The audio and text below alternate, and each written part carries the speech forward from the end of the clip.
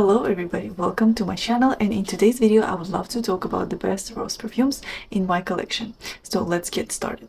And the first perfume is Delina Exclusif, and for those who have been watching my channel for a while, you guys know that I love Delina Exclusif. I can definitely see this perfume being my signature scent because it's just such a classy and sophisticated and elegant type of perfume. There's lots of rose, lots of like fruits like lychee, pear. It's also slightly powdery and like slightly woody in the base. It's just overall very well-rounded, very well done type of perfume. Like there's nothing I would change about this perfume, and the longevity is amazing and the performance is amazing, you know, and I feel like it projects pretty well as well. So there are like really no complaints I have about this scent. It's just good all throughout, and it reminds me, you know, of being like in a bath full of like rose petals and you have this little dessert next to you. Or what else comes to mind is like some kind of Turkish delight, you know. It's kind of like powdery quality, that's why it reminds me of this Turkish delight. It have the powder on top of them. So overall, really love this perfume, and I really suggest everybody who loves rose to try this one. And so the next one is also Delina, but this one is La Rose, because I feel like Delina Exclusif is good for winter and like fall, spring as well, but in the summer it might be a bit too heavy, and that's where Delina La Rose comes in, because it's a very light and watery and airy type of scent. It smells so fresh. Like I sprayed it and it smells so fresh, so watery, so dewy. There's like peony, if I'm not mistaken, and there's also lychee and rose, and it just, you know, it's like a very happy, uplifting type of smell. It definitely smells dewy, definitely smells like kind of watery rose. It is probably too weak for like fall and winter, and that's why I really highly suggest to wear it in the spring and summer. Can't wait for the summer to keep wearing that. And so the next perfume is also one of my favorites, and that's why I have a full bottle, and it's Roses Vanille. And Roses Vanille to me also is a very good signature scent, and it's more simplistic than Delina Exclusif. I feel Delina Exclusif is kind of more complex, and if you were new to perfumes you might find it overpowering. You know, we all have our own tastes, and that's why I feel like this is really good perfume for beginners, but also it's good for anybody else. Like I've been into perfume for so long and I still find it one of the best rose perfumes, even though it's pretty simple. It smells like jammy, edible rose. Like it's so good. It smells like you've covered the rose in like sugar and vanilla, and it's just so edible and so beautiful and so sweet and sophisticated. And this one I see in any season. Like it's beautiful in any season. I checked. I wear it, you know, like any season, and it never disappoints. Really good if you want to smell like rose, vanilla, and a little bit of sugar. And next perfume is Wear Love Everywhere, and this perfume, it's in the same family. It has the same kind of or similar DNA to Delina. There's definitely, you know, it definitely resembles Delina for me. It's also powdery. Rose is also very prominent, but I would say Delina has a slightly stronger personality. It's more kind of like bossy and confident, and Wear Love Everywhere is more, you know, gentle and just, you know, more soft, like you're wearing pink, like flowy dress, and that's what kind of I imagine when I smell Wear Love Everywhere. While Delina Exclusif, you know, you're like more bold, and it's overall a more bold fragrance. And so Wear Love Everywhere smells like rose, definitely lots of rose in the opening, lots of pink pepper, and also it's very powdery. It's more powdery than Delina because there is iris here and there is also violet here. So it's definitely heavy on purple florals in addition to the rose. There's also magnolia, but I don't really pick up on magnolia. And it dries down to beautiful rose, vanilla, and musk. So also really beautiful. And if you like Delina Exclusif, but you found it too strong, too bold for you, then try Wear Love Everywhere. If you want something more softer, you know, and more feminine even than Delina Exclusif, then try this one.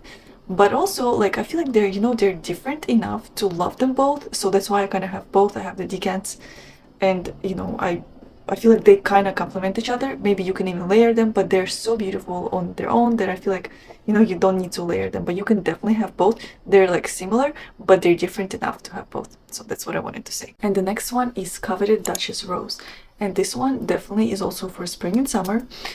It's very dewy, very delicate, very feminine, and just so light and ethereal type of rose. Like it's definitely like a fresh and natural rose, and it's surrounded by musk and mandarin orange woven here like really nicely.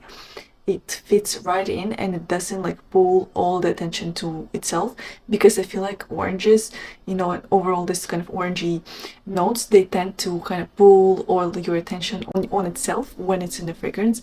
But here it doesn't do it. It's just so beautiful, like nicely blended.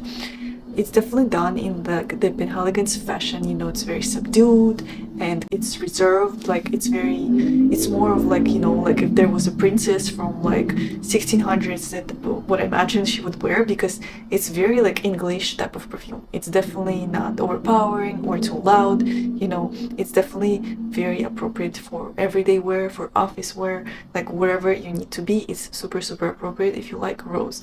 But with that being said, you know, I don't feel like it's powerful enough to be worn in the fall and winter, because it's slightly, you know, quiet.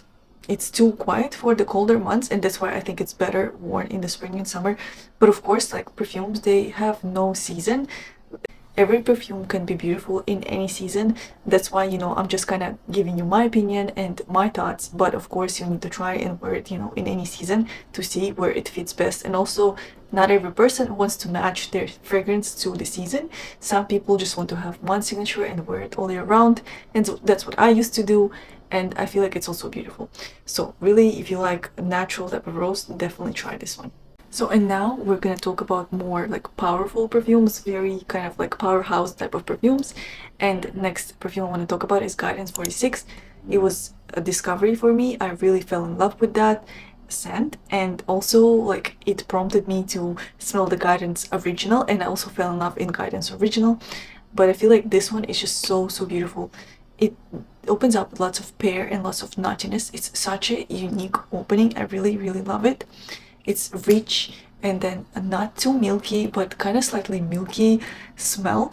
And then, you know, there are some cool resins, and also it kind of like has this apricot type of osmanthus that also is the same type of osmanthus in Sunshine by Guidance.